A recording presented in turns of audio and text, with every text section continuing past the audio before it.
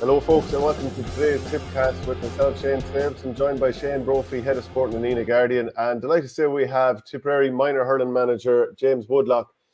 James, so obviously it was dramatic circumstances, the 13 men and all that, and I was thinking back to 2 years ago, dramatic circumstances, the late Paddy McCormick goal. I'm just wondering, could you not just win a handy one and make it easy on everyone, including yourself? Oh, Jeannie Mac, yeah. I'd love to do that, all right. But look, I suppose as a manager starting out, if you wanted to win 2 All-Irelands, it's probably the nicest way to win both and being the best team on both days as well. And like, we didn't do it easy in the Munster final 2 years ago either, down to 14 men, extra time and penalties. A semi-final this year. All the games have been really dramatic. Both of those championships have been absolutely epic. You've been at most of them, but it has been a ball here and a ball there, and it has just scraped over the line every time. But just delighted, just delighted to get over the line. I won't lie to you, it has been a tough couple of days, enjoyable couple of days, but I'm delighted we came out the right side, or there would have been World War III. Shane, take it away. Yeah, no, you were saying beforehand you watched it a lot. I suppose the last time I spoke to you was after the game, and I suppose things are, in immediate. So I suppose now that you've watched it a good few times, like what's sort of coming to mind, or what's the takeaway you took from it? The takeaway I took from it really was what everyone's seen on the day, the unwillingness for a group of players to give up on each other. And when you talk to people around the place, every one of them, not every one of them, all of them had a different man to match when you'd ask them, so that is just the performances, the heroicness of what was done on the day by a fantastic bunch of players, again, huge adversity, but they just had at it and at it and at it, and geez, like the skill level was unbelievable. The composure that was showed to move the ball, and then the goal to finish it off was just a training day, every day they move that sometimes just can fall out of a hand, but they put it together perfectly. 5 passes, I think, and hit the back of the net beautifully. And at that stage, there was 5 minutes left, and we were doing all the hurling. We had a runner off either side of Billy O'Brien coming through. We had Kildangan on one side, Ewan Murray on the other side, and that was with 13 players.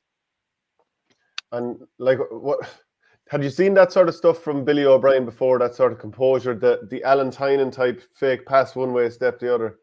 Oh, listen, lads, when you go around, you look at club championships and you look at school games, and that's where you pick your players. You know what you have coming in, and you just try and get the best out of them, out of every one of them, because they all have different attributes. You can't train the players all the same. That day is completely gone. You got to nurture them and bring them on. They all have their strengths and they all need work-ons as well.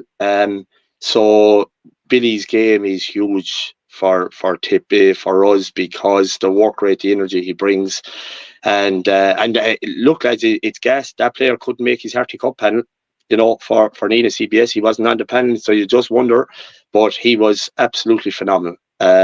Really good. Like the bravery he showed after hitting the post to come back up and go at it again, especially when he had a man on the outside. He took it on himself. He did the side set, but the ball he won up and down the field, and it was no different to any other player. Ewan Murray on 62 minutes went back and got the most important hook of the day. Cathal O'Reilly thrown himself, Patrick, Shane, they were all heroic. You can talk about the goalkeeper bringing that one off the line just as about to cross. So, yeah, have we seen now? We have seen now of every one of the players, but we talked about on our last training session that the best performance is yet to come, and I think that was our best performance of the year. It was, it started with 15 brilliant players, 24 brilliant players on a panel, and then 38 men that drove the rest of them to it for the year. 38 fantastic players that we couldn't have asked any more from, to be honest, lads. And they gave it all on the field for Tip the other day, and they won't realise it. We will, and even us at our age, maybe lads 20 and 30 years older, when you watch them crying in Holycross, and you watch them crying the fields in Nolan Park, it probably even they know more about Tipperary hurling than what we do, and that's how much it meant to them. I talked to people in Holycross the other night that played in, I think it was 1958, lads, you might correct me, 58 or 54, something like that. One man was from Solihead, one man was from Arvell Rovers, pure gentlemen, and they were just in awe. They didn't want to walk off the field in Nolan Park. And again, they came to Holycross again the other night. That's what has meant to Tip people. And, it was brilliant. The players did it again during the Munster final. The pressure was on. The John Doyle Cup was there. And we asked them to respond, and they did. And it's a fantastic attribute to having those players, that when you ask them for more in training or more in a game somewhere along the way, and you have to have that chat with them in the dressing room, they always responded to us. If they were a bit giddy when they came into training, you settle them down and they would just give it to you. I was just thinking, like, I'd be on to, friends from different counties, I'm sure you're the same, and they're nearly wondering why I'm making such a big deal out of this. But it's just the sort of stuff, Woody, that it stirred the soul watching it. We'll put it that way. I don't care if they're 15 or 16 and 17. You're just looking at it and it absolutely moves you, what they produced against all the odds. Well, hey, I'm as tough as anyone, but like when you watch back the match, it's emotional. Sometimes you just have to press pause and you'd walk out of the room and you'd come back in for what they give. You know what I mean? It is that it has touched everybody around the county. When the post came in this morning, at a letter from a Kilkenny man. I had a good friend of mine from Kilkenny that came to me after match. Loads of them. They were just in awe of the players, not of the Tip, just in awe of the players, what they could do for the jersey. And it was unbelievable. It was, you'd say it couldn't be done to most people, but to them group of players, it absolutely could be done. Yeah. Shane, from your vantage, what were you thinking as it went on? I suppose from the start, like even in the first 7 minutes, like even before the first red card, I sensed, look, we were hurling crisply, we were hurling well, and even after the, like every bit of adversity, I think we got after the first red card, Adam Ryan went up and caught a ball and stuck it over the bar. Like, it was a great response there too, and we were out hurling them up to the second red card. Responded after that. I think that the key score was the touch of fortune with the 65 and the goalie dropping it in this, and it just gave us some life. Like if we were 3 or 4 points down at half time, facing the breeze, 2 men down, it could be a long way back. But like I say a lot, agree with everything James said. Just the composure for me, it was like I've seen all their games this year, and there'll be times watching them, they're very careless in how they use the ball going into the forwards. You have an outstanding forward line, but sometimes they're not. They're not. The ball they're sending in, it's just a small bit careless. They're not looking at where, they're not being as careful of where it goes. Everything in the second half onwards was perfect. Like there was no aimless ball hit up the field. Nobody took the easy option of driving at 90 yards. Even at the very end, when Austin Duff came out with the ball and you said that was the one time you could have opened your shoulders and cleared the 90 yards, was the last play. No, they all decided, they all knew, I have to hold on to the ball, I have to do the right thing, I have to make sure I get it to a teammate. And just that composure for me was just the coolness to do it under the greatest pressure. Like I couldn't get over that. Like they never once panicked. Like it was such a mature performance in those circumstances that I can never remember. And James, at the end, probably best summed up with that last score. Patrick Ryan got the ball in midfield, could have tonked it up the field, step inside, stick past Austin Duff, another stick pass. Like a great combination of just skill and composure. And the ball every time, Cormac is sick of saying it to him, because all we're getting from videos from the players for the last couple of days slagging Cormac, ball to hand. And like Owen Dwyer got it, he gave it straight to Tiernan straight to Patrick, beautiful sidestep, brilliant ball to Austin then the weighted pass, any other player could have got and just drilled it, the weighted pass into his flight, and then the sea parted and away they went. But look, when you look at it and take me out of it, let's say take me out of it and put me back in the stand watching in, Cormac McGrath, Willie Ryan, Ray Doyle and Brendan Ferris gave a masterclass on the sideline. And like it has to be said, there is no doubt about it, the way, that the game had to be managed with what happened from there on. It was both the aggressiveness of them on the sideline, but a controlled aggressiveness for the players, gave them energy. The crowd came behind us, but the way they rotated the players for that full forward. When you ask Owen Dawson to go in and mark 3 players and run from sideline to sideline, and then bring him off and ask Austin to do the same thing, bring him out and ask Stefan to do the same thing, and then put in Ewan Murray on his last legs just to keep 3 players busy inside. And they were able to do that to give us the space out the field. And our hurling was exceptional then. Our hurling, really took over when we could move the ball, when we got that bit of space outside and we were able to move it around. Obviously, with the 2 sinnings off, we hit a couple of balls straight down. But we were under pressure at that stage. We just needed to battle out till half time. The goal, as Shane alluded to, was huge for us, kept us in the game, gave us the lifeline, got us to half time. And from there on in, I thought, that we have a serious chance here. Obviously, we had the chance in normal time to close it out. Didn't take him, but it was obviously written in the stars. This was the way the game was going to go. But for the players, the maturity they showed in the dressing room, even what they wanted to do for Dara and Killian inside and for themselves, their families, was just magnificent. They were just inside waiting for instruction. Tell us what we have to do and we're going to go and do it. But the management team, the 5 boys, gave an exhibition on Sunday. I've been in county dressing rooms, club dressing rooms, school dressing rooms, college. But when you look at what they did, the way they spoke to the players, the way they coordinated things just to get it right for them, and the trust, the belief the players had in them to carry it out, was just fantastic to see. To give a masterclass of it. And how did you manage the whole season? Like we were just chatting beforehand, and like 5 kids farming up at 4 in the morning or 4:30 in the morning. How did you juggle the full season? Full season. When you're going into it, you say it's a long, big shift, and obviously, of course, it is. It's huge. The commitment is massive. Eileen and my family, obviously, Michelle and the kids, to get out of the house and go. But then, like, you click your fingers, lads, and it's all over. We all know how quick time flies by. It's mighty enjoyable. The players enjoyed it, but the management equally enjoyed it. Most of us hurled together, knew each other, or we worked together. We're all very close. Myself, Ray, and Mando worked together, and then Kelly, the kit man, we worked together. The rest of us hurled together, and we're just great friends for a long time. And when you put a group of people that you can trust and fully believe in around you, and they unload that onto the players as well, it makes a fair, tight unit going forward. Shane?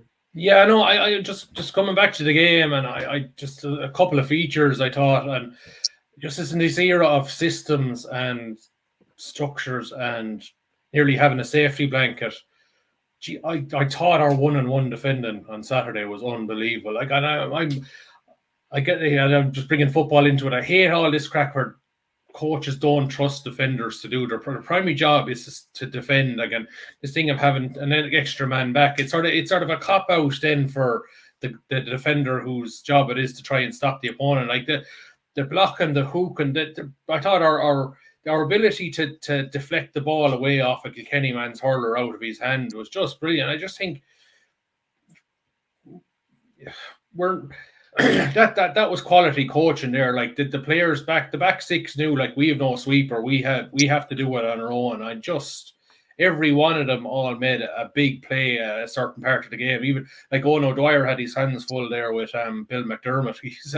He looks like a Kyle Hayes in the mold. Like, if you think if that could walk straight into the Kenny team in 2 years' time at senior, like he's nearly a man already. But just, I'd love to see more of that. Like that, go back to more coaches and managers trusting their defenders to go one-on-one and leaving more players up the field and allowing the spectacle that we got to develop. And particularly because we're I suppose people are starting to question maybe where at senior level, where's the excitement going out of the game? I think we just got a game for the ages last Saturday, and like Kenny played their part too. And I know they're getting a bit of criticism at home for not winning with 13 men, but look, sometimes they played their part in this too. Yeah, absolutely, Shane. Like, just to go back to your last point first and take up on it. Like, when the game is over, you have to go home to your family, your friends, work and all that. The criticism that I'm sure the management for Kilkenny are taking, is absolutely, the personal side of it is totally unwarranted. And I don't think there's any place for that in any game. Of course, you can, people can think they could have managed this better, could have managed that, but the game could have went anyway. They performed well from our point of view when we were going into that game. You're just hoping that everything will go right for us on the day, because you're going to Nolan Park and so many other things have been alluded to against us going down there. Kilkenny came out and I'm sure that managing team gave it everything, which they did. I know Niall Bergen personally, but they gave it absolutely everything, and Tip gave it everything. And we went at it. But like the defending, the one-on-one, and then the collective support that came back when the one-on-one had his job done to support him and bring that ball out was huge. But you have to reflect and say that the energy levels that Diarmaid Carr, the S&C coach, has brought to the team, the legs he has brought, when Billy O'Brien was still motoring down for that goal, you're just saying, where is all the energy coming from? Kilkenny were making substitutions because players had gone down with cramp, because it had been a long duration, obviously, of a game, but not for Tip. They rose above it again and they just stayed going and going and going. So huge attributes have to go there. When you go down, I suppose, to the 13 players, you have no choice at that stage, only to you have to go one-on-one defending. You have to absolutely trust them. But they had done that a couple of times throughout the year. If you remember the Cork game, where we probably took a chance and we went after Cork, we said we needed a good start. We went after them, we pushed up fully. Obviously, we got hit for 2 sucker punches, but maybe after that night we trusted our defenders. Yes, we had to tighten up, obviously, and we did that, managed it. But then again, we had to go back to it on last Sunday. Some of those players, obviously they had jobs to do. Jake Mullen was a huge threat to them, Bill McDermott and so on. But the boys were accepting, really. The hooking and the blocking, never say die attitude and just stay in the fight. They did it every time. Like Patrick Ryan got a fantastic dive and block at one stage. That would have put them a point up. But they're the margins. That's what you expect of the team. The team, that was their responsibility. Our responsibility is to manage and have them in a good place going out. Their responsibility and do their job was on the field of play, and they did it on Sunday. But it was phenomenal. The forwards, had to chase, hoop, block like they never did before, and obviously we had to rotate that man on the inside to give us a lifeline. We had to go with one inside just to give us legs over and back, really, to keep them busy in there, and the boys did that. And at the start of the second period of extra time, actually, we had a fantastic start. We got 3 superb points, but Ewan Murray had stayed inside. He'd gone full forward at that stage, and he had occupied 3 of their players. They had put all 3 players, that his man marker, and then the 2 spare players back on top of him, and it gave us a huge opportunity out the field in, and we got 3 great scores. And you're thinking at that stage we could get over the line here, and then you got hit for the sucker punch of the goal, but then the boys responded once more. Just James, just to get your thought, the thought process of you and the selectors on the fact that you only brought in 3 of the subs. You made 4 subs, 7 come back in very late, but you could have brought in as many as 8 between normal time and extra time. You only brought in 3. Like, was that the feeling of, okay, it's easy just to bring in fresh legs, but you sort of sense that were you fearful that some of these guys it might take them a while to get up to speed, or you were just completely trusting that, even though some of these lads, the likes of Adam Ryan, like I thought he was out on his feet long before the end, but I don't know how he stayed going. But just your thought process and how, I suppose you didn't maybe use more of your subs, and you trusted most of the lads that stayed out there. See, I suppose, Shane, absolutely, and you'd love to play the 38 players, you'd love to play the 24 players. It just wasn't the day to, upset any of the players too much on the field of play. They were all doing their job. Like, Adam was out. We spoke about every player, I'd say, by bringing him off and freshening it, but then he would turn around and fetch one out of the sky. And, he's probably arguably, with you and our best ball-winning ability, and you just couldn't take the likes of him out. The way Stefan was moving inside, he was occupying 2 and 3 players each time. So the thought process was behind that. We trusted the boys on the field of play, and it was such a battle and a heated environment. To throw a player into that had seen very little time was so difficult to try and get him up to the speed of the play. We trust all the players, absolutely, 100%. Some of our greatest leaders are on the extended panel, and they were the ones to go in and speak to the players throughout our year for us every time at halftime. The members of the extended panel would go in and talk to them before we would come in and have a word with them. But the thought process on the day, we thought it up, we thought it down, but every player was contributing so much, we just couldn't, we were afraid, I suppose, to take him off, because the contribution they were making was so huge. And like we probably seen it in the semi-final when we took off Adam Ryan, our ball-winning ability was stretched thin, you know what I mean? So he's just a man mountain. He was so tired. We asked him to stand in your box, don't move, and we'll put the ball down on top of you and we'll come off you. And sure, every time he either broke it or catch it, he was huge to us. But he knew it. He knew he had to step up after it was arguably his best game of the year. And when we were down the two players, everyone else lifted their game, and Adam was one of them. And over the last 4 years, you've seen every young player coming through in Tipperary. And I'm just wondering, where do you think the future is for Tipperary? You know, the next 3 or 4 years, as these boys and the previous teams you had come through, where are Tipperary at in terms of talent level? And what do you think needs to happen for that to be made good on at senior level? Well, if you reflect, let's say on 2 years ago, because they're a mixture of last year's team as well, the team in between, to be fair, because the team last year had some from the year before and some of this year's team. So you had the Robbie Ryans, the Jack Hayes, and so on left from last year. But they and Jamie Ormonds, they have minor All-Ireland medals from 2022. Then you had the likes of Stephen Tobin, Owen Dahan from last year. So it's a combination of those 3 years, really, albeit 2 All-Irelands and 2 Munsters won.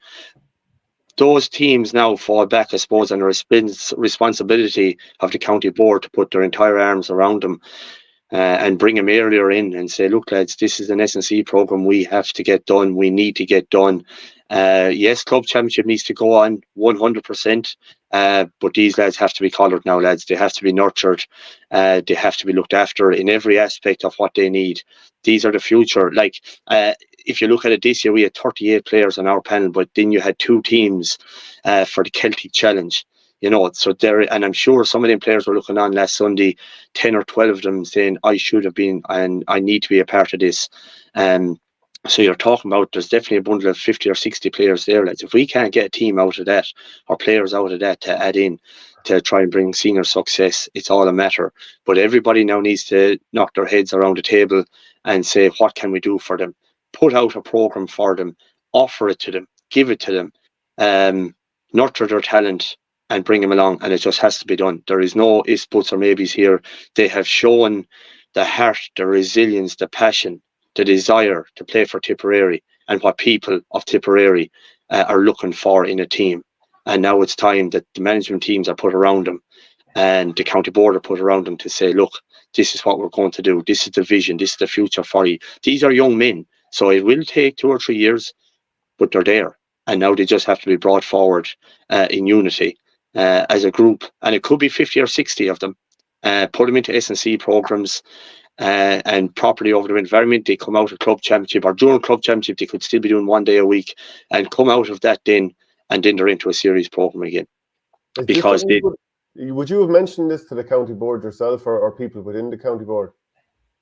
No, my responsibility, to be honest, Shane, is minor manager with my backroom team. So that's my job there. But of course, it's there to be seen. These are the future Tipperary hurling.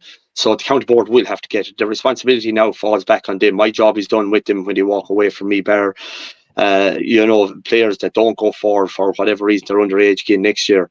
But the rest of them, the responsibility absolutely falls back on the county board to make sure the right structures and a pathway is put in place for these boys to flourish, their talents flourish, their hurling flourish, to get bigger, to get stronger, and to get the opportunity to play tip senior hurling. Because we don't want to look back in 6 or 7 years' time and say, where did those 38, 40 players go?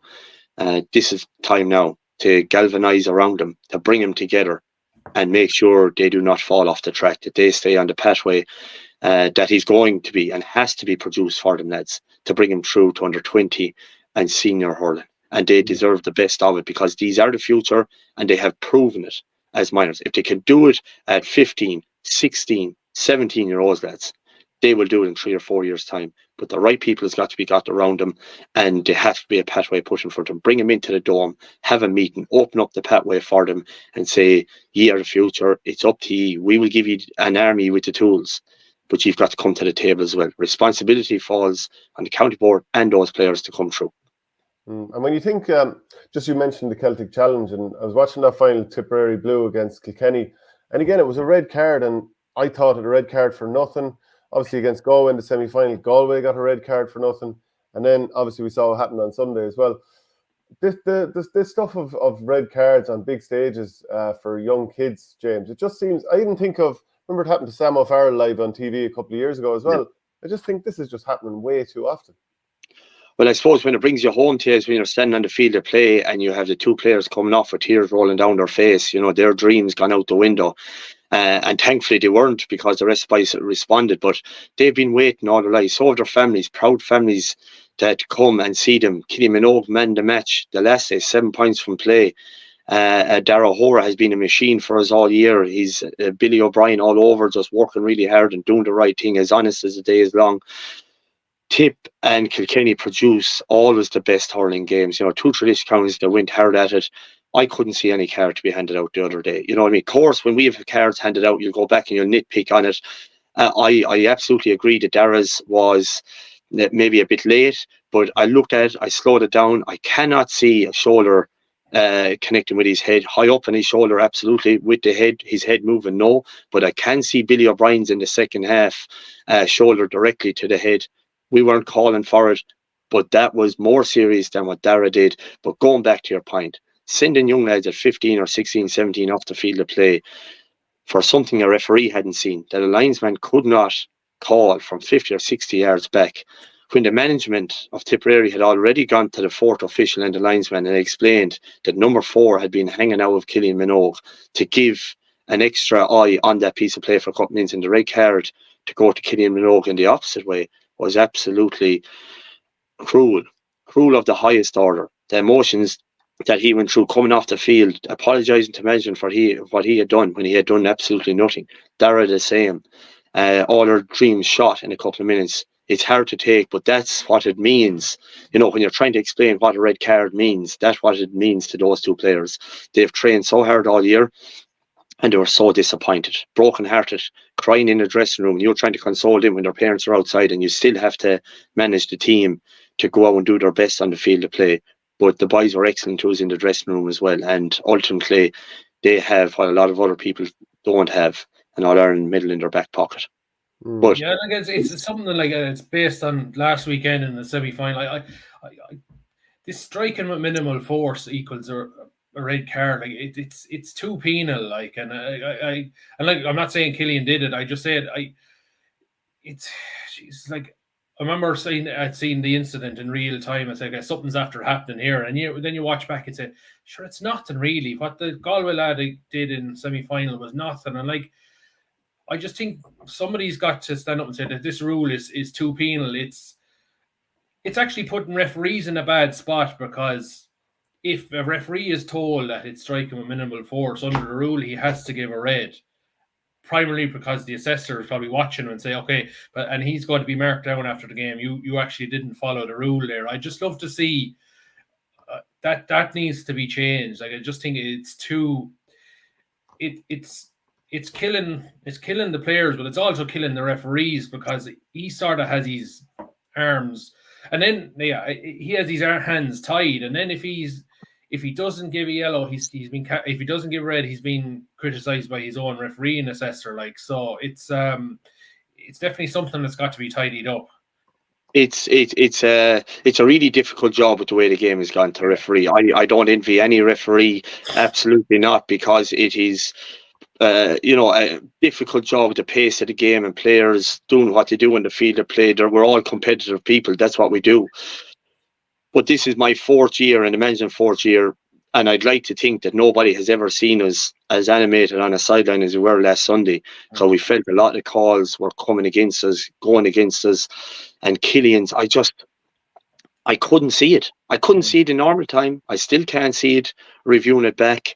And look, ultimately, you have to ask, was the referee up to it? Was he good enough? And was his linesman good enough for it? When you look at it and you go down through the counties involved, there were Leinster men refereeing a Munster team and a Leinster team, apart from Kieran O'Regan, the 4th official. Other than that, you're looking on and you're just praying that we might get a lucky break here, a lucky break there. We just couldn't seem to get where needed a ball to sneak in behind one or 4 to run on. Everything seemed to be going against us, but thankfully we came out on top. But just going back, the appeal is going in, whatever happens with that. It doesn't matter that the game is over. I still would like to have those 2 names, Minogue and O'Hora, cleared of any wrongdoing. Whether they are it or not, I think the case has to be put forward for it. I'd just love to know, and I'll probably never see it, is what that linesman put down Killian Minogue for. You can make an argument for Dara Hora, absolutely, but for Killian Minogue, I can't see an argument for it. And like his umpires were there, he could have went to his umpires, he could have done a bit more, but the man put himself under awful pressure when he put Killian Minogue off to send Dara off. He put himself in a silly position. If he had to take his time, reassess, the number 4 never went down. He could have came across the field. I asked Kieran O'Regan, can you not input it there? He says, and he was the 4th official, he said, I can't unless I'm asked. And he wasn't asked. And the umpires weren't there. He could have just took a breather for himself, ran around the field and asked what was going on here. But the match was big for him, you know. It's a big game. Those players deserve the best of the best when you get to a final like that. And I understand we have to bring new referees through. I absolutely do. It's a really difficult job. But Lord, maybe give them experienced men on the sideline. Give them experienced men as umpires. Help them out some way. Guide them some way. But just that to be done, I was like everybody else. Everybody. You'll just be disappointed for the players more so than the team or anybody else. Just the players and their families. Yeah, just one of the commenters mentioned common sense. I just wanted to remark that I was delighted to see, and I don't think Jarlath Burns has put a foot wrong while allowing Cathal O'Reilly make a speech. Like, I thought that was the greatest load of nonsense the last 2 years, that the captain is not allowed to make a speech. And I was just looked at the body language, and Cathal went up, and you could see I have the speech here, and Jarlath giving him the nod. And I just think finally we have a president who's leading with common sense rather than guidelines, like so. And like, it was a brilliant speech, and just it was brilliantly well written, like, and just talking about the spirit of Tipperary and spirit of the group. I just thought, gee, that just, it was an exclamation mark for me in the whole thing. Yeah, I agree. And look, I think he's been excellent since he came in. His commentary, he's down to earth. He went down and sat down beside Pat Minogue, you know, Killian's dad, after he'd been sent off. I don't know the conversation, but at least he went down. He acknowledged the man. He acknowledged his parents, and that was brilliant. And I was delighted. I was actually gone away for the interview. I was going over to TG Carr, but when I turned around, and I'm like you, Shane, pure nonsense that the best or the man of the match and the captain cannot have their few words. These, if you don't open their eyes to it now, they're going to be doing it in a couple of years' time, please God, for Tip. Give it to them now. Let them learn from it. And Jarlath was outstanding in what he did. He put the microphone down. From what I could see on the telly, he kind of put the microphone down and he let Cathal pick it up, and he gave a brilliant speech then as well. He gave a brilliant speech. And rightly so. To catch the cup, put it up in the air is brilliant, and then walk away from it. Everybody's waiting for his couple of words. He's the captain. How proud were Holycross? How proud were the O'Reilly family of their son going up, picking up that cup for the first time ever in Holycross history, and obviously in the O'Reilly history as well. You know, a mighty proud moment. Give him his couple of words. He spoke brilliantly, and then for Jarlath to do that was excellent. He's been a great fresh air. Move on. I just say I think we can get too bogged down on maybe lads having to play in big schools hurling. Like, Cathal O'Reilly goes to school in Closh-to-Wirra and Thurles, when he could easily maybe gone for hurling in the CBS down the road. Jake Donlan Houlihan, Nenagh College instead of Nenagh CBS. Like, it just should. Playing Harty and Dean Ryan is brilliant, but it's not the be all and end all once the development squads are doing their structure right, and these guys are going to Thurles at under 14, under 15, maybe Saturday mornings. That it doesn't matter really what school you go to. Okay, it might be more beneficial to maybe play Harty or Dean Ryan, but it's not the be all and end all at the end of the day. No, I agree. And club the same, Shane. It doesn't matter where you're from. It should never matter. Like, you've named a couple of schools there. We've lads from Borrisoleigh, Clare, Carrick, and you can stay going. Like, it doesn't matter. If you're good enough, you're going to play for Tip, and that should always be the way. It's up to the management teams to go around to the counties and clubs, and school games. Obviously, it doesn't matter what grade they are, and pick the best players. So no, it doesn't matter. It shouldn't matter. We have them from all schools, all clubs. Some of the smallest clubs in Tipperary were represented the other day, and was brilliant to see. Yeah, we were remarking actually once or twice that it wasn't all just the big clubs, so that I would have imagined that would have taken serious work to get around. But are many of them underage next year? Of the starting 15, no, only one, Ewan Murray. But history will tell you, well, for the last 3 years anyway, like at 17, I actually think you probably need him up to 8 now. Kilkenny were about to prove all that wrong last Sunday, or Saturday even with 8. But the last couple of years, nearly all players have been up to age on All-Ireland winning teams, you know. Whether that stood to us the last day or not, I don't know. But that has just been the history of it. We have one left over, Ewan Murray. The rest of them now will, please God, move on into under 20 grade. What's your term at the moment? Is it a rolling year, or what way are you in terms of I have I've 3 years done. Everyone thinks I have 4, but the first year was 6 weeks, so that's not a year. So it'll take 3 years, and I think there's another year. I don't know, but I don't know if it's. But anyway, I think there's another year to run. But to be honest, lads, I haven't thought about it. You know, as you said, alluded to, I have a young family at home. I have a lot of time, effort put into it. When I retired, I went to my club and played with them for a few years. Then I managed them, and Denis Mayer asked me to come into the development squads, and something I don't know if I ever said I would do, but I did, and I went in and then moved up. Denis made representation to me on my behalf to the county board to say that I was maybe the next man to take over the minors, and then I put a team around me, and we're there a couple of years now, and the boys all have young families, so I'll have to talk to them and see. But we have a big shift put in, lads, and I don't know where we go from here, to be honest. I just have to sit back and have a think about it, and we'll make a decision, I suppose, in a couple of months. Okay, I know you say you're there'll be no shortage of things to do, but I'd say this week will be strange now. No training to go to. I don't know. Would you still maybe go to some under 17 or under 19 games, sort of half looking ahead to next year, or will you just switch off altogether? Okay, so if I take the first point, I'd be disappointed, to be honest, that I'm not going in training tonight. Yeah. No, disappointed, the wrong word. Just strange. You're in the routine is gone. Lovely routine. It was a nice pleasure to go in there every night. It takes you away from everyday life of everything else that's going on, and you have the chat. And no matter how busy you are or how stressed you are, you go in there, and the players and the management team, they just get on so well. I can't underestimate it. It was massive. It's just a real family environment. We go in there, we enjoy going in, meeting up. So that would be difficult to take away. But it is what it is. So I suppose 2 years ago we won it off a Sunday, and after Wednesday night we were back watching games again, and we probably plan on doing the same thing at the moment, just going around looking at our own lads. Even like the greatest thrill I got was after the 22 All-Ireland final, going watching the players perform unbelievably for the club. That gives you a massive sense of satisfaction to watch the 38 players going back to their club, knowing that they're a better player now, you know, because of what they have come through in the last 6, 7, 8 months. Not about winning, but just what the management team have put into them, what they have given for Tipp to go back to their clubs and start producing it there. That's what it's all about, guys. Lifting the club's structure, obviously, and lifting the clubs through rising standards for them, and then coming on to Tipp. So this week, probably go back and start looking at a couple of games when I get the energy levels back. Mm-hmm. Absolutely. We'll have to watch the All-Ireland again, though, I guarantee you that. One very final question, James, before I let you go.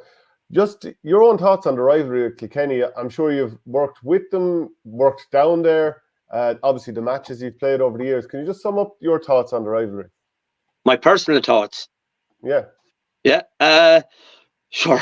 When I was playing, my favourite team ever to play, ever. And as manager, it's the same thing as to play Kilkenny, because you get the best out of Tipp, you get the best out of yourself, and Kilkenny do the same. And very little tactics, lads. You know, when you go out to play Kilkenny, they're a traditional team like Tipp. It is gung-ho, you absolutely go at it. But through my playing career, and I mentioned 2013 in the interview the other day, but there have been other times down there when you've here lock the gates, make them watch it, this and that. But that feeds in, you know, to what you want to do with your own minors coming through then when you're over them. It has to. But I worked down there with Kilkenny, in Kilkenny, and they are a fantastic, proud, respectful county. And I've talked to many Tipp people when the red cards were issued the other day that were absolutely beside Tipp, or Kilkenny people are known, that were disgusted with what was going on. And to reflect on their hurling people, they didn't want to see it happen. but the rivalry is one of absolute health and respect. But still, you want to beat them. They want to beat us. But after the game, you turn around, you shake their hand, and it's all about hurling. Nicky Brennan came over to me after it, and he was on a high, and we had won the game, but it was just hurling won out again. It was something different. It was something special that was done. All Irelands can be won here and there with a puck of the ball or 5 or 6 points. It was just everything that was done in that All Ireland was special. So the rivalry and the respect I have for Kilkenny is unwavering. And I mean that in the highest respect. I have great friends down there, great people in Kilkenny. They're always hurling people. But I like to beat them and they like to beat us. But it's one of absolute health and full of respect for Kilkenny. Both counties have it because, and to epitomise that was when I was in at the Kilkenny Clare Minor All-Ireland semi-final, the Clare player had been sent off and maybe one of the Kilkenny subs wanted to stand up and say yes, but their management turned around and told to sit back down, show respect for them. And it was brilliant to see. And the second thing was, after that game, we met with the management team and we agreed there and then that there was a toss going to take place, because that is what Tip and Kilkenny always do. They're going to toss, they're down the road, we're up the road. Let's keep it nice and simple, lads. We're all hurling. The best team is always going to jump the fence anyway, or the best horse will jump the fence. So we knew the toss was going to happen one way or another, but then obviously Portroe was taken away, so it had to happen. It was taken out of all our hands, no matter what we wanted. So that's the respect between both counties. Huge respect. Well, James, thanks very much for joining us. You've given Tip a huge boost, so you and the group of players and management. So thanks very much, and look, we'll chat to you again. We absolutely will. Thanks, lads. Thanks, James. Okay, well, look, I'd like to say that Denis Kelly is waiting. Denis, you obviously heard the end of what James was saying there. What did you make of it yourself? I know you had a busy day with the Tip Camogie team on Saturday as well, getting a victory over Kilkenny also. But what did you think of the minor achievement? Yeah, it was brilliant. We were glued to it there. When our game was finished, we went up to the rag for bite to eat, and we were all glued to it and shouting it on inside. And it was brilliant. Just gave the whole county a great lift, and even the day after, at some of the matches in McDonagh Park in Nenagh. It was on the tip of everyone's tongue, and just everyone was walking 10 foot tall on Sunday with the prospect of these young lads coming through at some stage, and just the doom and gloom had definitely lifted. Yeah, what was it like? You were the same as Shane Stapleton, watching it through the telly. Like, what was that? Were people? What were things like after 25 minutes and the red cards were coming? And yeah, it was definitely. We got in a little bit after that, but we got word that they had happened. But no, everyone was shouting at the TV like they were at the match, and there was even some of the. I think the Pell was on in Thurles, and some of the Kerry people had come out to get some food there in the rag as well, and they were shouting us on as well. So it was everyone was behind the team. Especially when you're like that underdogs and you're down men and everything else. Everyone wants to see you doing well, and it was brilliant win. Mm-hmm. And then I suppose your own outfit against Kilkenny, like 115-15 for a finish. Roisin Howard was a player of the match. Ewan McGrath with 7 frees. Grace O'Brien with 4 points from play. Can you talk to us through that game and just the achievement of finishing top of the group and straight into the All-Ireland semis? Yeah, look, it was great to get through. We won 5 out of 5, I suppose, in the rounds, and it was championship was bookended with 2 big games. You had Waterford at the start and then Kilkenny at the end. In between, the games weren't as difficult, but at the same time, you had five games in 6 weeks or thereabouts, so it was fairly intense. So the game itself, we started off very well, and we went in at half time 10 points up. We probably had a nice breeze behind us, but the breeze even lifted then for the second half, so we were under the cosh for a lot of the second half. But delighted the way we dug in and held out and clipped a few scores then just to keep ourselves ticking over and got the job done. So look, it was great to get the win, and you buy yourself a few extra weeks then to prepare for semi-final, which is good. We haven't gone directly to a semi-final for a while, so definitely we're thankful of that. And once the girls had the job done, I think a lot of them just did admit that there was a bit of fatigue starting to set in. It's just the weeks and the concentration physically and mentally. You have to be on your game every day. Go out. So it's nice now to just get a few days of break, and then we're back at it Thursday. Shane? Yeah, like if I'm mistaken, it's the schedule is. I think the semi-finals are a week later this year than they were last year. That's it. Like 4 weeks is nice, but it's a long stretch at this time of the year when you're sort of going game on game. I suppose that the routine has been there for game on game.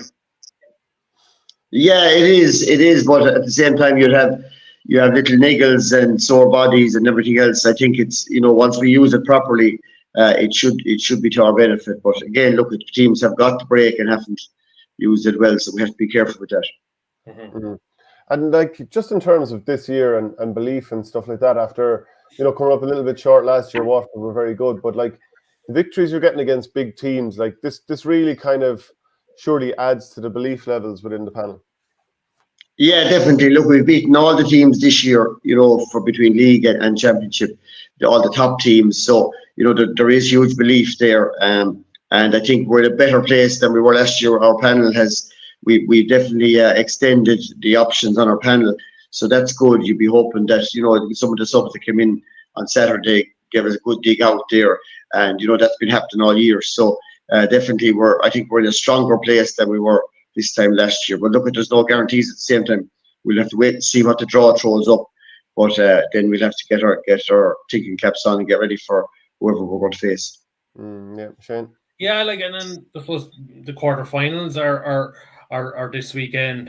Kilkenny and Dublin is Saturday. Galway Waterford on Sunday. It wouldn't be beyond this. I know. I think the semi-finals is a draw. I don't think you can play Cork as far as I know, because they won the other group. But so you could have to play Kilkenny again. Potentially could have played Waterford. I just the way the Jekyll and Hyde nature of Galway, I wouldn't be surprised if Waterford maybe upset them this weekend. So I'm sure you'll be eagerly watching those two quarterfinals. Yeah, we will. And I think word coming out of Galway was that they were anxious enough to get a quarter-final because they have had injuries and different things. So I wouldn't be surprised. That could be a fierce tight game, that Galway and Waterford game. So I'm not too sure who will come through there, but I suppose Kilkenny will be hot favourites to beat Dublin in the other one and come through. So it's one of those three you'd expect. But you wouldn't write off Dublin either. They were poor against Cork, but after that they had a good championship. So who knows? Yeah, like, and it's the overall strength of the Camogie Championship. Like, for so long it was the big three, but now you have Tip ever in there, Waterford are in there. Like it's I suppose the one element maybe of this championship is there seems to have been a top six and then there's a bottom six. Maybe Wexford could be classed maybe as the upper echelons, but there is a big decent gap between maybe the top 6 and 7 and the rest. Yeah, and Wexford were beaten now by Clare at the weekend, so I know they've lost Ciara O'Connor, I think it was, to I'm not sure this is a cruise ship, but she was a huge player for them. So then that knocks them back a little bit as well. So yeah, there's the top 5 or 6, and then there's a bit of a drop off, all right. But look at counties are, there's championship within championship, the likes of Clare and these teams, they're fighting to stay up, and the same with the likes of Antrim and Limerick and Antrim. In Limerick and over Antrim, so they have their own little championships going on within the championship. Mm-hmm. We might move on to some of the championships in the week from the weekend last. Shane, where would you like to start? Just with Denis, I know Denis was doing, I think, co-coms at the intermediate games on Sunday in Nenagh. I guess what's to start with Moneygall, like 8:25 they scored, or something like that, or just that's some score. And like, was it a case of, I didn't get to see any, but was it a case of Moneygall being very, very good, or maybe Shannon Rovers just not getting up to the pace with Denis? Yeah, a bit of both. Moneygall definitely are very good, and they're very potent. The serious forward line and serious team in general, they seem to have really got their act together this year. They have a nice spine of the team, and they're looking at the likes of Brendan too. He was anchoring it there. You had a nice midfield pairing of Adam Hogan and Aidan Ryan, and then you had say Joe Fogarty on the half line, and you had the man himself, as well as Sean Keneally scored, I think was the 3-5. He was inside. So while they were motoring very well, but I suppose Shannon Rovers were a little bit off the pace. They did make a good effort in the second half, but the horse had bolted at that stage. There was no coming back. But Moneygall looked like a team that be in business this year, and I said it'll be hard beat. Yeah, it's like they're. I suppose they've gone close the last few years, and I suppose that a sort of fresh voice in the dressing room with Willie Green. I suppose he's been a great soldier for the club, and Dan Hackett, who's, as we all know from his Kildangan days, was a teak tough defender, and he's a winner. So, like, I wouldn't be surprised. Yes, and there's not too many intermediate teams that have the forward power that they have. No, definitely, and I'd say they were disappointed last year the way things finished. I know they were beaten by Borlaugh and went on to win it, and it was a rough day in that semi-final. I think went extra time, so they wouldn't have been happy with that. So I'd say that they really mean business this year, and they're definitely well brought out. Everyone knows their job, and they're doing a bit of plug. But it'll be, I suppose, a bigger challenge now in the final against Port. They'll definitely put up a bigger challenge to them. So that's interesting. That was a big win for Portroe. Like, was like, you think, like, they're really down to the bare bones. Like, you think of, okay, AJ Willis and Rowan Maroney are still away, but then like Kevin O'Halloran injured, Michael Breen injured, Diarmuid Boyle injured, Anthony Burke only came on, and then it was not bad. Diarmuid Boyle injured, not bad backup of having an All-Ireland winner in Darren Gleeson. So, like, geez, I just look at that and I said to myself, that's a fair win for Port, and all the players are missing. Yeah, they dug it out very well, and John Sheedy is still doing the business for him there. Like, he ended up with 11 or 12 or whatever it was, but he was excellent at the freeze, but he was bringing others into play as well. Sam Madden got a good, nice few scores as well there, and Darren Gleeson did a few great saves, one off a penalty, and that was a kind of a turning point, I'd say. The penalty, Borskane got the penalty. Had they scored it, they'd have brought it back to a couple of points. And then Port went up the other end and got a goal, so it was kind of game over after that. But yeah, Darren was a big help there as well. But no, overall, and Gooch, like, he's very clever at that level now. He's well able to read it, and he's very solid there. So they're not a bad outfit either. And Borskane will probably be a bit disappointed with their performance. But if they get right together, they still have a few nice players there. Russian Larkin was still flying it for them up front, and if you could get a bit of help from a few more, they might be even to shout later on in the championship. But definitely Port, they dug it out like they normally do. They went down to 14. Mark Generally got a red card there, and so they were down to 14 for a good part of that game. Like, so it was a weekend for losing lads to the red cards. And looking forward to the North semi-finals this weekend, Nenagh against Toom, it just has that sort of old school rivalry feel from the 90s and the 2000s, Dennis. Dennis will want to tug out. Yeah, definitely. Yeah, look, you'd be anticipating that, great anticipation with that one, because both teams. Well, Nenagh had a big win, I suppose, over yourself, Shane, in the first day out. Toom maybe just they had a great start to that game, but they probably struggled over the line for a finish. So it'll be interesting to see what both teams bring. But no matter what, when Toom are playing Nenagh, there's a right bit of drive and bitterness in it, and it is usually a good game no matter what. It's exciting anyway, even if the hurling isn't up to scratch. But yeah, it's a hard one to call. Yeah, no, I'm looking forward to this one. Like, I thought Nenagh were incredibly sharp against us. Like, even down the few bodies they were missing. I'm not sure whether Barry Heffernan or Conor Hennessy or a few more of the guys will be available. But like, I just thought the players that had that night were very good, and like, you have Mason Cawley coming in there this year. Like, they're really adding a bit of depth, and well that the sight of that sky blue jersey is going to draw probably more consistency out of Toom. Like, they were very good in the first half against Ross Gray. Sometimes maybe when you get a big lead at halftime, lads can just step off it a small bit. But I'm sure, look, that they'll produce a more consistent performance on Sunday. And sure, look, I think it'll be. I think this will be very, very close. Like, I think Nenagh are probably marginal favourites, but like, it's I think they'll draw the very best out of each other on Sunday afternoon. Dennis, at its worst, how bitter was the rivalry in your playing days between Nenagh and Toom? It was bitter, maybe would be the wrong word, but it was very competitive say, you know, a lot of the lads on the teams that would have won the county finals would have been living in Nenagh and they'd have socialised in Nenagh. So, you know, the bragging rights were huge there, and they definitely no one wanted to give an inch. And both teams were very strong at the same time, but I suppose two got the more the county finals out of it. But definitely it was there was a slight bitterness there, but definitely it was fierce competitive when both teams met. But look, you wouldn't expect anything different once the two, no matter what it is, underage up along. When Nenagh meet Tuam, there's always the rivalry really comes to the fore. Isn't it like we're not far off 30 years since Nenagh won a county title? Looking at the talent that they have, like, is there any excuse for them not to be, you know, going and doing it at this stage? Definitely they should. You know, they should have more titles to their name. I suppose the one against Lockmore was the one that got away maybe a few years ago. But look, they've been thereabouts. Like, they've ended up knocking Sares out a couple of times maybe, and they didn't go on then and kick on and win it. So yeah, they have the talent. It's just about getting it right. Their consistency, I suppose, for Nenagh is the thing. But they have good young talent coming through.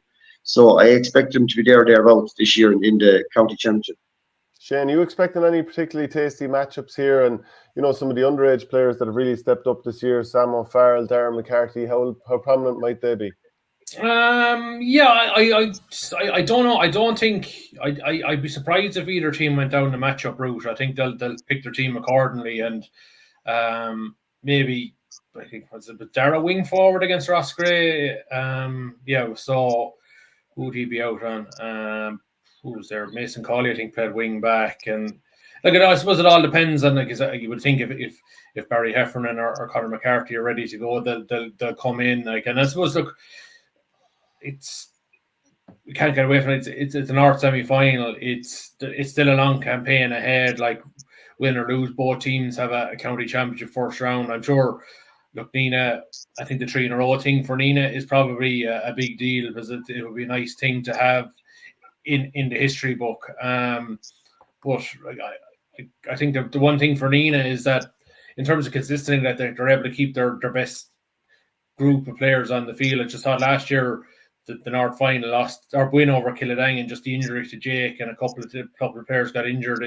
It just robbed them of a bit of momentum, and then they had a difficult group stage in the county, and it forced them into the preliminary against Thurles. So you need a bit of luck along the way, like in terms of injury and maybe suspension and things like that. And look, I think if Nenagh can keep their best team on the field more often than not, I think they'll go very close this year. And just the other semi-final then, Denis. Sean Ryan is obviously in serious form at the moment. What do you think Kildangan will do about them? And obviously we know Kildangan, who were very impressive against Borrisoleigh for most of that game. Like, they obviously have huge weaponry themselves. They have. Look, Sean will want to be watched all right if you can nail Sean down. I suppose, Shawnee, you'd have a big day's work done. But I don't think Kildangan, they have a lot of talent themselves, and they won't get carried away with it either. The big thing, I suppose, in the Borris-Kildangan game was, Borris sat off him, gave him the extra man, and they played around Borris. When Borris pushed up, they made a game of it in the second half. So it'd be interesting to see what tactics Templederry take on. If they sit off again, like Kildangan are masters at if they have the extra man, they draw a man and pop it over his head, and they play around you, and they're good to take scores from long range as well. So it'll be interesting to see what tactics Templederry employ. But yeah, Kildangan will have loads of lads that they'll expect to be able to, keep it into Shawnee. But he is on a good rate of form, and there's a few others there from Templederry as well. The older guys are still producing it there. So you'd probably love to see them getting back to a final again, because they're running out of years probably where they have a possibility of winning for a while anyway, because the youth isn't coming through, not that we can see anyway. So yeah, it'd be nice for them to get to a final. Kildangan won't be overly upset either way, but look, I'd say they're still going out to win it, and you could end up with a rerun of last year's final if I suppose Kildangan will be definitely favourites, and you'd probably need a slight favourites as well, but who knows? Shane, could you is there any party you thinking that Temple, we know they'll be competitive, but could they win this?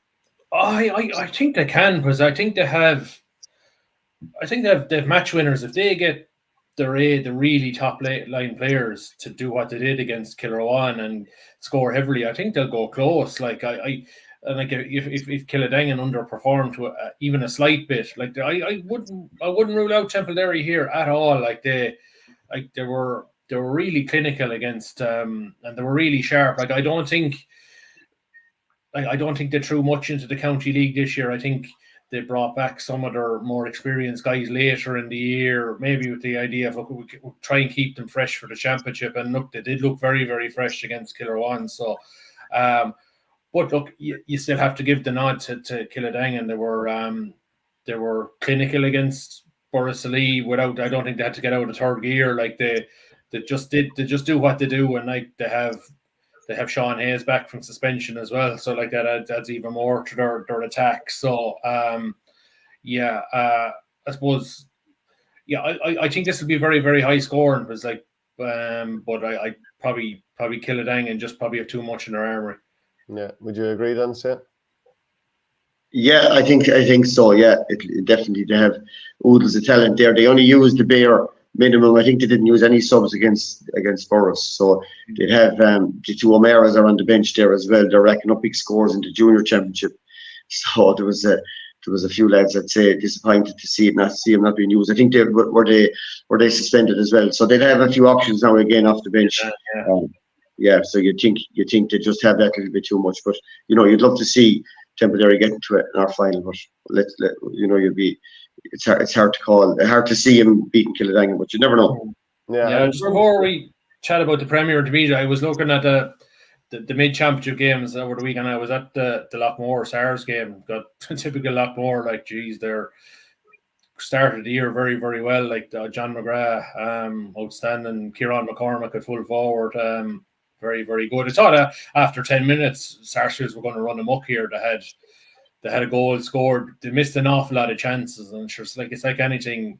If you allow a lot more hang around the game, they'll get you eventually. And that's just towards the end, like they pulled away to win by 6 points. So they're playing Drum on Sunday, and Brackens, good win over Holycross on Friday night in the Rag. And just thought another notable thing was the guys who've gotten a full year with the county, like Andrew Ormond early in the first half was unmarkable, and Holycross had to bring Brian O'Mara back to full back to try and quieten him down. And I suppose Jamie Ormond, 6 points in play, so he's one that another underage player maybe we thought we'd see a bit more of at under 20 level this year, but I know he's another 2 years to go at under 20. I'm sure we'll see a lot more of him next year with the Templemore Harty team. But I know you're teaching in Templemore, Denis, but like I think Brackens are probably, and just looking at their style under the chap from Leeds, they're definitely playing way more direct this year. Shane Keegan.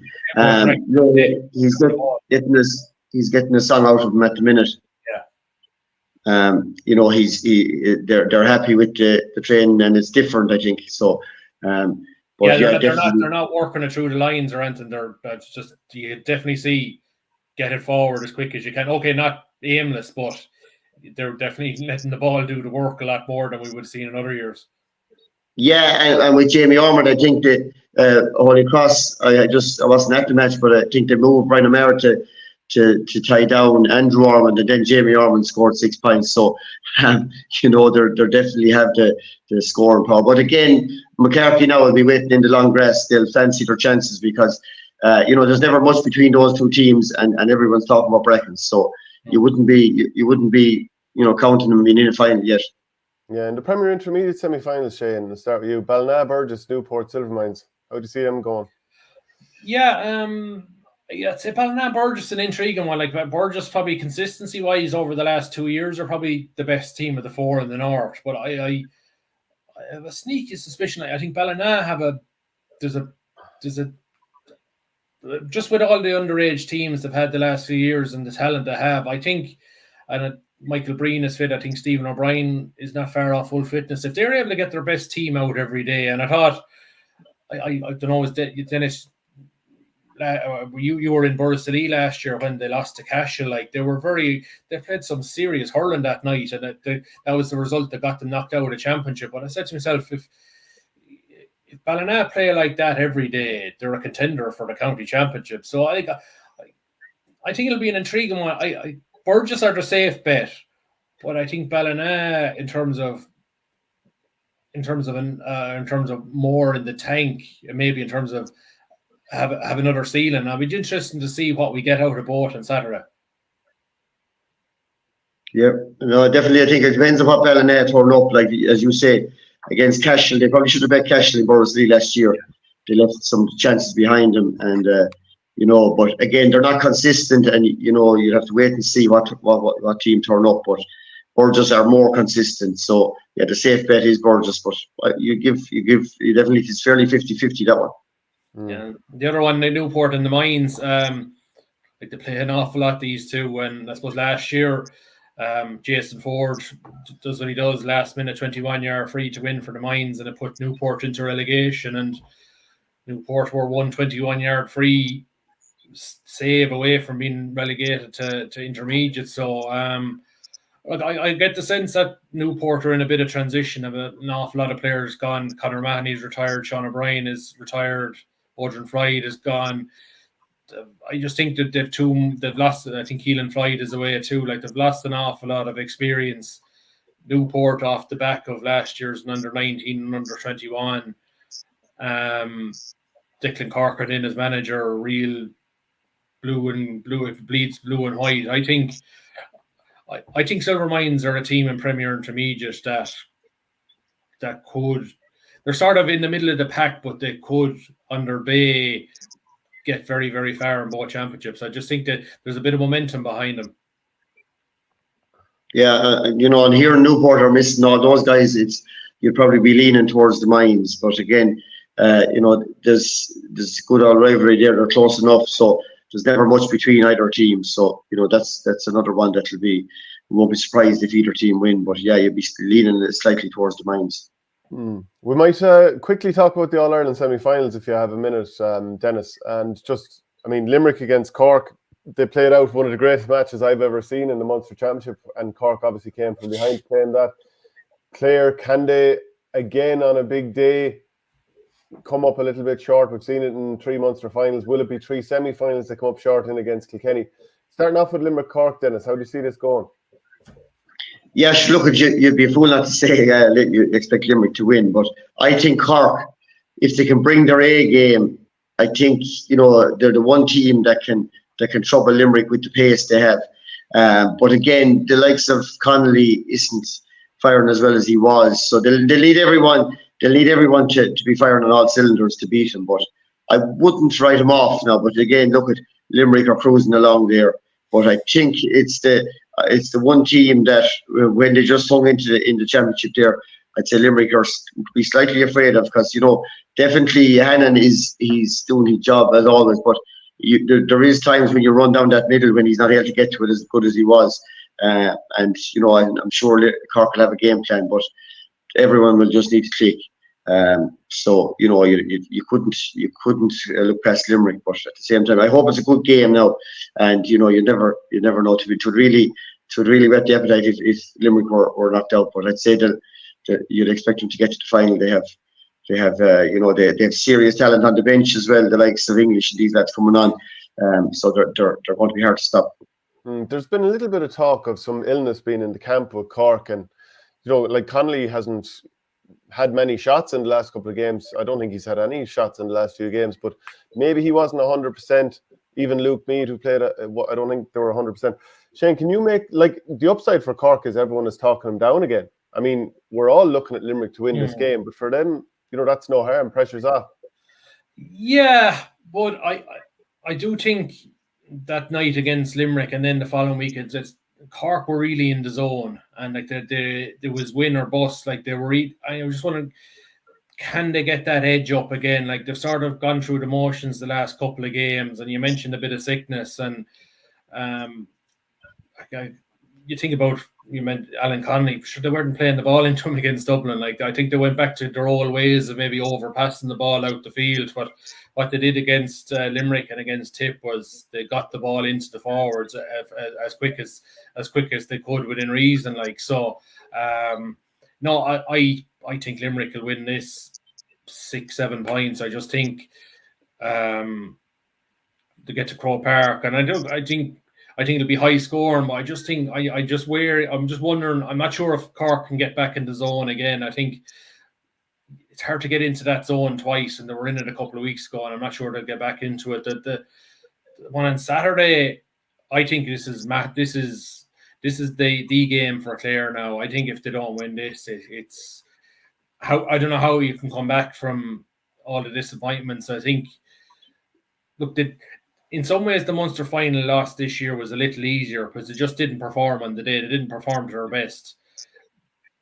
You can sort of accept the result when you know, okay, but for whatever reason it just didn't happen. That's fine. But I think Clare need to absolutely empty the tank this weekend. They just gotta. And I think Clare are at their best when they sort of play with a bit of abandon, a bit of crazy. Like, and I thought they sometimes are, maybe this year they're playing a little too safe and maybe a little too structured. And maybe the best way to go about beating Kilkenny is like what they did in the second half last year when they got rid of the systems and just went out and hurled. And they hurled Kilkenny off the field in the second half. Just they left themselves too much to do at half time. Yeah, Dennis, final question for you. How do you see that semi going? Yeah, it's a hard one to call. As Shane says, it's now or never for Clare.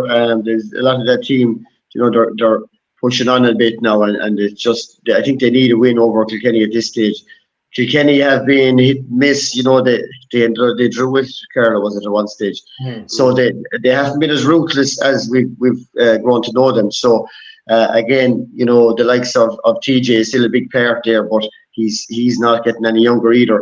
So, I think Clare have to really come up with a big performance if they can get to the heights that we know they've shown us in glimpses of.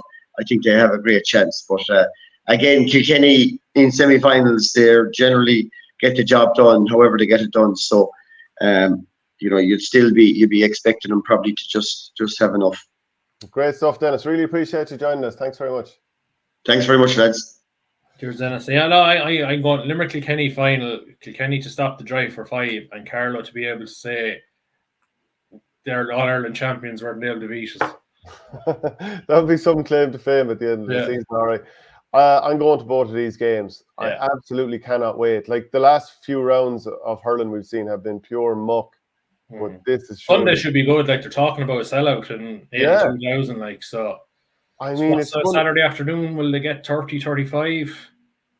I'd be hoping it'd be a little bit more than that. And I was very surprised the Kilkenny support in Nolan Park last week. It was the tip out number 12,500. I'd say it was 50-50. Like, so if maybe it's it sounded way more than Tip, but I think as the game went on, Mid-tipp had way more invested in the game, and just the way the circumstances were. Like, so.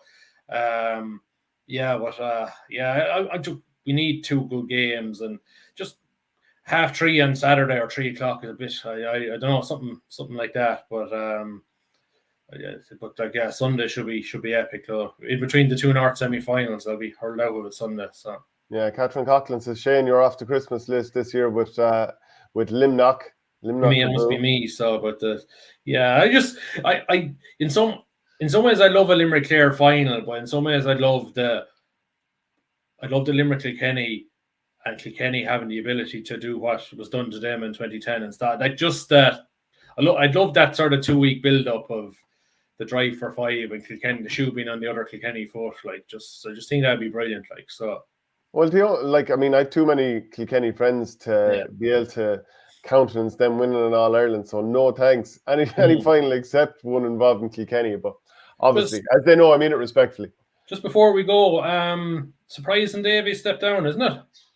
Well, you just kind of wonder, and then you see Ozzie Gleeson has recommitted for next year, and like people put 2 and 2 together there, but obviously we don't know. Yeah. But like there was talk of another year. So I don't know until we get it straight from the horse's mouth. Is it a case of the commute is too far? Was there a meeting with the players and they wanted to change, county board level, whatever it might be? But maybe Davey feels like, right, this thing hadn't been going brilliantly for long spells. And he always said, wait till the championship and all that kind of stuff. But maybe it got to a stage where it's like, right, we certainly had a respectable championship. And it came up a little bit short. And maybe it's no harm to leave while people potentially want a little bit more. Because you know yourself, a couple of bad defeats at the start of next year in the league again, and the knives are out very quickly. So maybe it was one I think it was an honourable decision. Like I'd say, there's probably no doubt that Waterford probably would have kept him on. They did make progress. Like, there were one play away from being in the top three. Like, if they'd held on against Tip, they would have had Cork on a head-to-head. Like, so I don't know. I'd be surprised if the Ozzie Gleeson thing came into it. Like Austin more or less intimated a few weeks ago that he was coming back even during the championship. So I'd be surprised if Davey had anything to do with it. You just see a few people putting two and two together on that. Yeah, I would think that it'll probably be a hometown appointment. I know Stephen Humphrey stepped away from Kerry, but I think he's work commitments with the Army, I think. So I'd be surprised if he gets, like, you think Ken McGrath as under 20 manager. Like, I know people would say he didn't have a great year with the 20s, but look, apples and oranges. Like, if you put him in charge of an adult team and put a good coaching structure around him, I'm sure he'd be pretty good. So, like, he'd probably be. Then you have Peter Queally there too. Like, he's been in the Sean Power. You know, he'd been talked of very positively. He was the under 21 manager when 16, wasn't he? And he was Camogie manager. Yeah, so like, he'd be very good, and like, he would know the core of those players that are still there from 2016. So look, it's a good job to walk into. I don't think